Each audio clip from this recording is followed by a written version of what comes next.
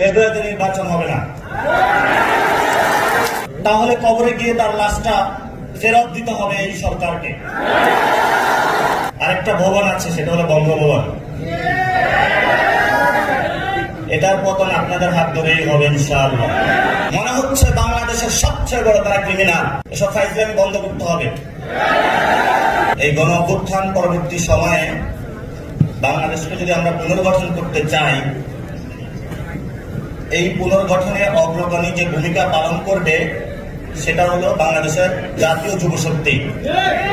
আপনাদের কি সেই কমিটমেন্ট এবং ডেডিকেশন আছে?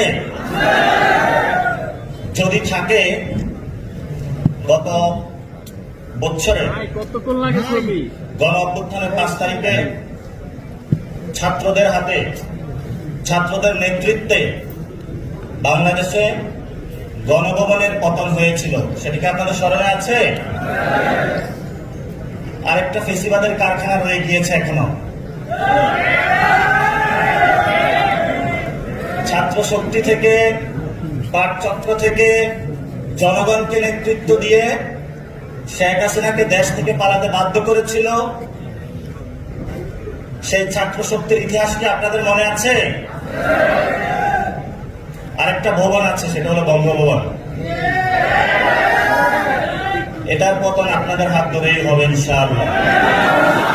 দ্বিতীয়ত যে কথাটা, বর্তমান সময়ে ইলেকশনের ডেট ঘোষণা হয়েছে, ফেব্রুয়ারিতে নির্বাচন হবে।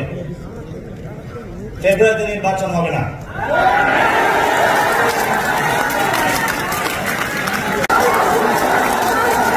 যদি ফেব্রুয়ারিতে নির্বাচন হয়, আমার যে ভাইয়েরা শহীদ হয়েছিল, রক্ত দিয়েছিল সংস্কারের জন্য, একটি নতুন সংবিধানের জন্য, তাহলে কবরে গিয়ে তার লাশটা ফেরত দিতে হবে এই সরকারকে। আমার যে ভাইয়ের হাতটা চলে গিয়েছিল, যদি সংস্কার কাজ শেষ না করে নির্বাচন হয়, তাহলে এই সরকারকে আমার ভাইয়ের হাতটা ফিরিয়ে দিতে হবে। যে মায়ের বুক খালি হয়েছিল, যদি সংস্কার ছাড়া, একটি নতুন সংবিধান ছাড়া বাংলাদেশে নির্বাচন হয়, তাহলে ওই মায়ের বুকের সন্তানকে ফেরত দিতে হবে।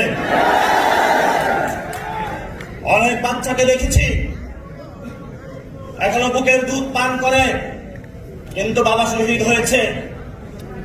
তাদের সাথে যখন কথা বলেছি, তাদের মুখের ভাষা পাইনি, শুধু চোখের ভাষা পেয়েছি।